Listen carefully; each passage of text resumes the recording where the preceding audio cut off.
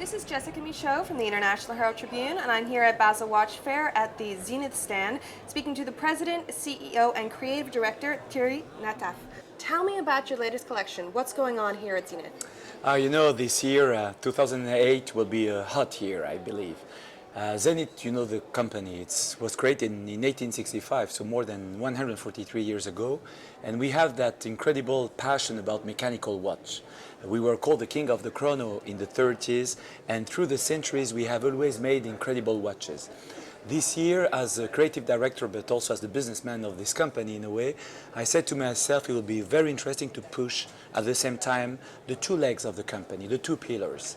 On one hand, the classic lines, and on the other hand, the modern one. On the classic, I'm launching a collection which is called Class, which is a historical collection of the company, and I'm playing with, this feeling of class and classy. Cases that are extremely pure, a sort of philosophy of less is more. On the other hand, I'm also going higher, stronger, faster with the modern line, putting crazy novelties on the line called Défi, but made of Zenithium. Zenithium is a unique material made of titanium, niobium, and aluminium, and they resist all shock. In a way, they are unbreakable. We're even this year breaking the limit by getting into the zero-gravity tourbillon. I wanted to talk to you a bit about what it's like to be working inside such a large group like LVMH. How does that help you? How does that hinder you? What do you like about it? I have to say it's fantastic on two sides. First, being a part of the #1 group that has Louis Vuitton, Dior, Fendi, and all the rest, helps you in terms of finance. You can make dream and have incredible research and development means in terms of developing a movement, or you can really, in terms of design, invest. But I think that in addition to money, what you get working into a group is the fact that in terms of creation, you see what Galliano do, what he's doing in what they do in Dior, and then you get the feeling about fashion. But what you learn is that we are at the same time des saltimbanques et des géomètres. We are at the same time artists and businessmen. But your background, we talk a lot about with a lot of different companies where the family, it's been 4 generations of watches. You actually don't have a history of growing up in the watch industry. You come from a bubbly background from the champagne industry.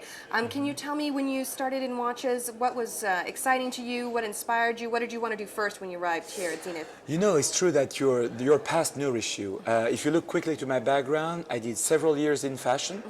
Then I went into electronic consumer good, GE, Thomson Electronic Group. Then I went into the luggage industry, very strong in retail, finally the wine and spirit, and then I closed the loop with the time and the watch time. And my family was not into that. But to say it true, half of my family is Venetian, and my mother's side, a very old, noble family, and they are crazy watch collector.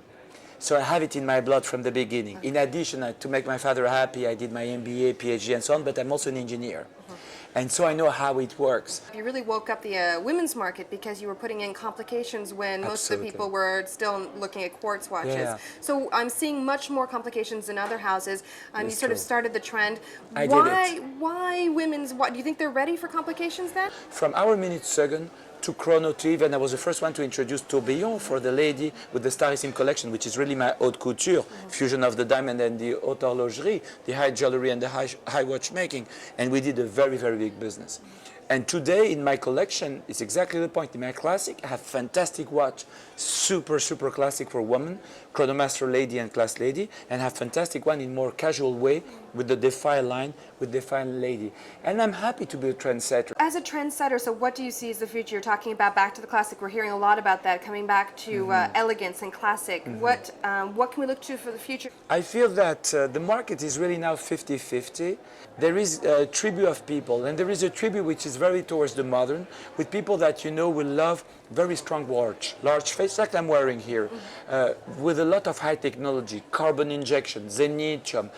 So very much futuristic watch, which you have, which is also capitalizing on new discovery in terms of movement.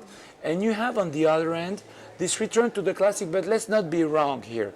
If you copy the watch of your museum, you're dead. Because you can buy it at the free market and it will be far better. You need to reinvent your past. And when I do classic watch, I do them with a twist. And the secret is that secret twist. And also, to do real classic, what you need a manufacturer. You need people that do during 9 months, 1 year, 3 years, the case, the index, the hands, the movement, which is made of 350 parts. If you buy a fake, old, new, vintage, you are nowhere. And so the real classic can only be bought into the manufacturer. And on 200 watch company in Switzerland, we're probably 5 real manufacturers. It's a very selective club. Well, it But sounds welcome like to the club. Thierry, thank you so much for speaking with the Thank International you. Herald Tribune. Thank you. Thank you, your sweetheart. Thank you, everyone. Thank you.